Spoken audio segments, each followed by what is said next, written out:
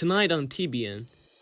On April 8th, the Masters community gathered on Greenfield to watch the total eclipse. Alla Yusupova and Soraya Clark interviewed Eli Goldfine, Masters 6th grader, and Bob Kelly, an Eclipse ambassador on the eclipse. Gus Creech dives into the infrastructure and safety of the Mario Cuomo Bridge post-collapse of Baltimore Francis Scott Key Bridge. He spoke with John Kyoto about the MCB. Masters middle school students have an exciting new PE option, a skateboarding class. Lucas Freeman interviewed Miss Di Domenico for the story.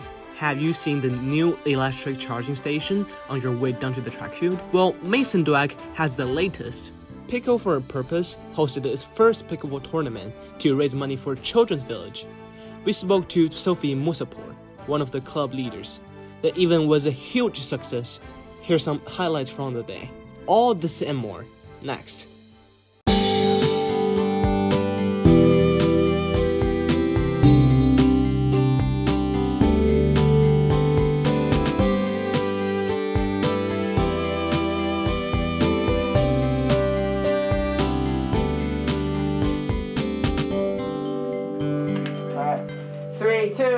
Action! Good evening and welcome to the Tower Broadcast Newsroom. I'm Zara Suvanto. And I'm Zara Charles. We are recapping and following the latest news.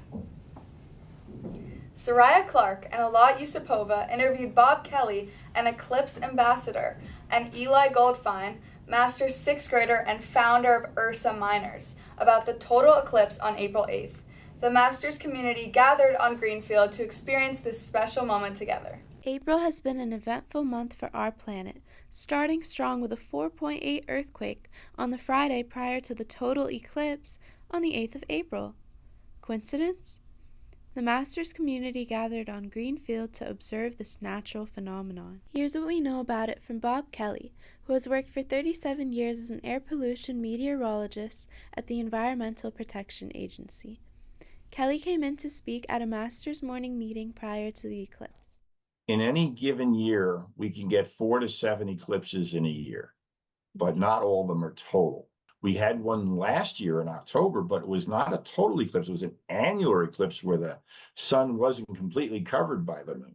A total eclipse is a totally different experience. I have seen one in my lifetime. It's my first, this close to totality. Yes, it is. It's almost as cool as when 1969 when man landed on the moon. This is the next best thing. In New York, you're going to see 89% of the sun covered by the moon. New York City gets its next total solar eclipse 10 minutes after sunrise on May 1st, 2079. And we're all going to enjoy this insanely surreal moment. It doesn't come very often. I think people could be affected by it because it's such an unusual thing that our minds sometimes have a little trouble processing it. Next, we interviewed Eli Goldfine, a 6th grader who is fascinated by astronomy. He even presented at morning meeting to educate the Masters community about the solar eclipse. Here's what he has to say. Then when I was 8, I found out about the Westchester Astronomers, which is, it's a great astronomy club. Last year, they asked me to start the youth division, which I named Ursa Miners. This is the pamphlet for the Ursa Miners. Yeah, so this is how I've been overall interested in astronomy. If you're interested in astronomy, you kind of have to be interested in eclipses. This book called Totality, and it's all about eclipses. And, I'm reading it now, but it's a very good book. And I've seen a lot of other eclipses, too. I've seen 2 other partial eclipses. I've seen 2 penumbral lunar eclipses, a partial lunar eclipse, a total lunar eclipse. The cycle where the eclipse happens, the total solar eclipse happens every a little more than 6,000 days. And these cycles happen at different areas of the Earth. And then there's multiple of these cycles, which is why we got a total solar eclipse in the USA in 2017 and 2024. And it's also why we're going to get another total solar eclipse in the US in 2044, and then another in 2045. The moon is moving further away from Earth at 4 centimeters per year. So in about a few 100 million years, we're not going to be able to see eclipses anymore. because the moon's going to be too far away, we'd only have annular solar eclipses. So I'm not actually going to be here on campus for the eclipse. I'm going into the path of totality. I'm going to Dallas. The National Weather Service issued a thing this morning that said, if you're going to Dallas for the eclipse, you have a 40% chance of seeing it. This was a disappointment for me because I've actually been thinking about this Monday since I was 7. Luckily, Eli was able to see the eclipse in its full beauty. Here's some footage he got from his experience. We hope your experience with the eclipse was as memorable as it was for Eli, and if not, that you at least got to wear some spiffy-looking glasses in the meantime. Thanks for watching. Zari, what did you think of the eclipse? I was a little underwhelmed because it didn't get completely dark, but I still got to enjoy the moment with friends. I agree. I think the best part was the moon pies that they gave out. Get it? Moon pies? Do you take the Mario Cuomo Bridge on your way to school? Well, TBN correspondent Gus Creech takes a closer look at the infrastructure of this bridge after the Francis Scott Key Bridge in Baltimore recently collapsed. Creech interviewed some experts to learn more about the MCB. In light of the recent disaster at the Francis Scott Key Bridge in Baltimore, we are taking a closer look at the Mario Cuomo Bridge. Unlike the Francis Scott Key Bridge, the Mario Cuomo Bridge does not span major shipping lanes, but does service hundreds of thousands of commuters every day, including students here at Masters. The Francis Scott Key Bridge was crucial to the city of Baltimore and caused major disruptions to the flow of traffic and to the shipping lanes when it collapsed. The Mario Cuomo Bridge opened to traffic in 2018, replacing the Tappan Zee Bridge, which opened first to passenger traffic in 1955. The bridge connects Nyack, New York on the western shore of the Hudson River to Tarrytown, New York on the eastern shore of the Hudson River, serving roughly 140,000 vehicles per day. The bridge cost roughly $3.9 billion to construct over the course of 7 years. This was a huge sum of money, but it was necessary to replace the old Tappan Zee Bridge, which was over a decade overdue for major repairs. Bridge construction on the original Tappan Zee Bridge began in 1952 and did not have any of the safety features that modern bridges have today. To address the bridge's advanced safety features, TBN talked to our very own Mr. John Chiodo, Director of Innovation, Engineering, and Computer Science at Masters. And technologically speaking, it's probably the most advanced bridge that currently exists in the United States. I mean, very highly engineered, very over-engineered. I mean, a lot of people who don't even know that much about the bridge don't know that it was designed not only to carry the two sides of traffic, but to have a rail line run in between. So clearly the foundation and all of the supports were designed for carrying far more weight than it does right now. All of the sensors are all wired up and they go to the Department of Transportation in Albany, who's directly connected to the local authorities should anything go wrong. But with the sensors, they can tell how much weight is on the bridge, how that weight is changing across the span. They can even tell how much the bridge moves in any gust of wind. It also measures horizontal forces. There's an awful lot that they know about without even walking out onto the bridge. Additionally, the caissons have kind of something along the line of fenders built around them, basically to deflect any oncoming boat traffic. Well, just like every other bridge in the U.S. highway system, it's inspected every 2 years. And they are using traditional methods. They're actually using ultrasound on parts of the bridge to make sure that there are no flaws and there are no cracks in it. So they can actually test any one of the over 1 million bolts that are holding that bridge together, as well as all the plates and the structural members. The Mario Cuomo Bridge is extremely safe and you should have no reason to worry. Being only 5.8 miles from our school, make sure to appreciate both the beauty and functionality that it provides. Thank you so much, Gus. This story was really helpful on educating the local community about their safety. Yeah, I actually saw the Baltimore Bridge collapse on the news, and it made me wonder about my own safety as well, so thank you, Gus. A new opportunity for middle school emerged in PE. Lucas Friedman interviewed Coach DiDomenico about a new skateboarding class that was just recently put in place for the younger Masters students. This year, middle school students took part in history, becoming the first at Masters to participate in the brand new skateboarding class. We spoke to the creator of the class, Coach DiDomenico, on why she implemented this new activity. She firmly believes that PE should encompass more than just traditional team sports. She explains that her goal is for everyone to find their calling within the physical world, whatever that may be. She talks about how this skateboarding class came to be and her experience creating it. Physically, I think it's great in that it's not your regular hand-eye coordination activity. It's more about body awareness and balance. And we, knock on wood, didn't have any injuries, which was wonderful. I think initially when I put it on the table to Ms. Elsbach, initially she was a little bit like, okay, let's talk about what this entails, especially safety-wise. I went through other programs that have done this, and I just presented her with this research, and she was like, all right, let's get it going. You just get to ride around freely, because they don't really tell you what to do. You just get to have fun. So we had 2 instructors, and I have a skateboarding background as well, so we just kind of divided and conquered. We had about a little less than half of the grade signed up to do it.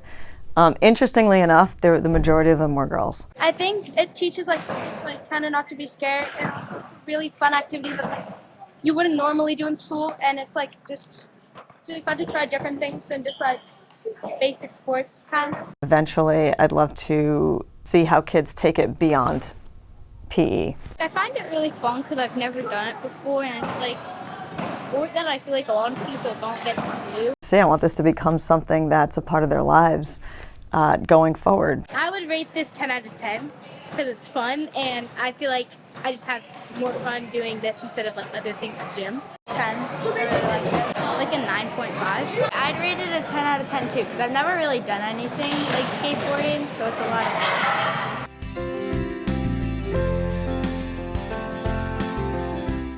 What an exciting class, and this was such a great way to have students involved in a new physical activity. I wish I had that in middle school. There's an increasing number of people with electric cars on campus, but charging stations are too far away. Fortunately, Masters came up with a solution. Here's Mason Dweck with the scoop on the new charging pump by the middle school. Tonight on TBN, we bring you exciting news about the brand new charging station on campus. We had the privilege of interviewing Masters Associate Head of School for Finance and Operations, Andrew Schneider, who shared insights into the impact of this idea and the solution it brings to electric car owners on campus. We also spoke to Bobby Gallagher, co-president of Masters Environmental Club, Effect, who shed light on the potential of this initiative in combating climate change on campus. One of the goals that I set was to find more opportunities to reduce the school's carbon footprint with facilities and operations. So Mr. Pereira, who's our director of operations, he and I began looking for opportunities to potentially offer the EV charging on our campus. Transportation is a significant contributor to climate change. The more we can incentivize members of our community to consider switching from gas to electric, I think the more Masters can play a role for moving the world in the right direction and being a power for good, which is consistent with our mission. We asked Bobby about the impact the charging station brings to Masters. The ability to charge our cars on campus, I think it makes it easier for students to actually use electric cars and also incentivizes students to drive electric cars on campus.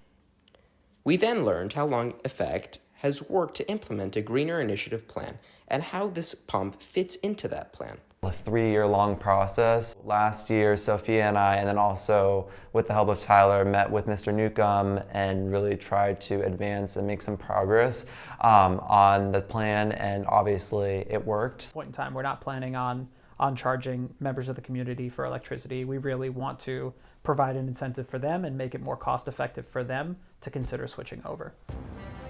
The charging station is located between the middle school and the new Innovation and Entrepreneurship Center. See you next time. That was a great idea by Masters, I do have to say.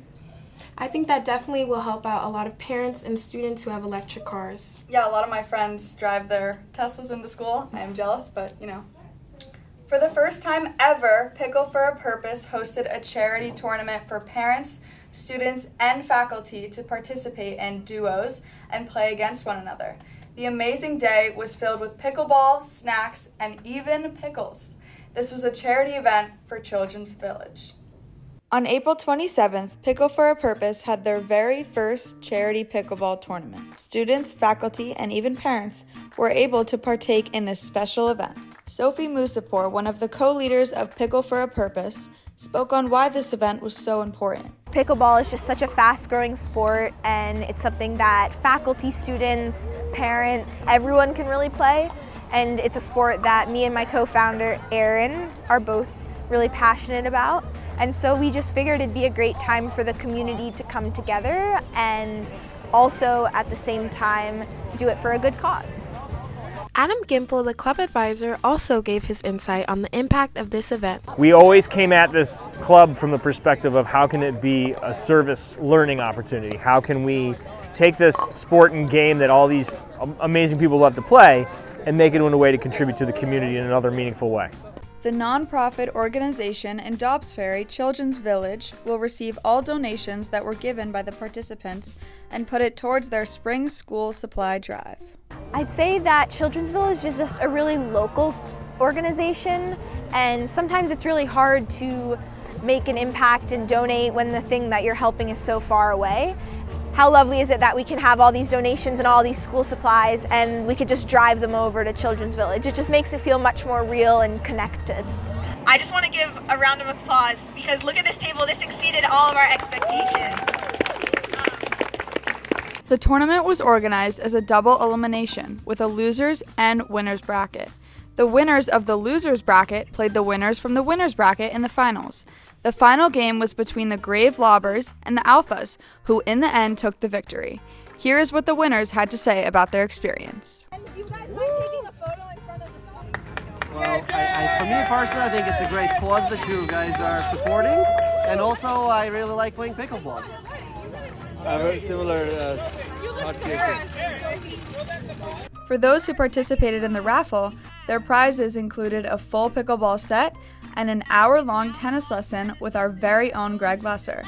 The Alphas received a gift box full of Masters merch as well. We asked Musapur what it was like to have the support of her parents throughout this entire process. I'd say that it was one of my favorite things about the day. My parents are incredible. My dad and I last night, this morning early, we were lining all of these courts by hand. He is just such a do-it-yourself kind of guy, and he was so committed to making it possible, and the same with my mom.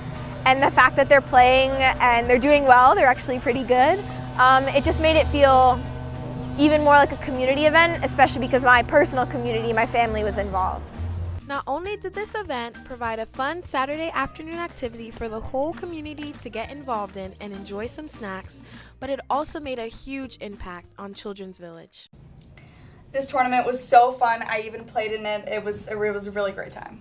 It did look really fun. Now I need to learn how to play pickleball. You definitely do, Zari. This will be my last time anchoring with Azaria. I am so grateful for everything Miss Cowie, Mr. Becker, and Miss Sass have done for me. I'm happy to say that I will be continuing my broadcast journey at Syracuse Newhouse. I will miss everyone on the TBN staff so much, and just because I'm leaving doesn't mean you stop tuning in.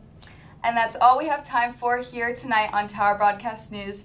Thank you so much for tuning in. Remember to subscribe to Tower Broadcast News on YouTube and follow @Masters Tower on Instagram and Twitter. We'll really miss you, Zara. Thank you so much, Zara. I'm going to miss you guys too. So for the last time, I'm Zara Suvanto. And I'm Azaria Charles. From all of us here on the TBN staff, have a great night.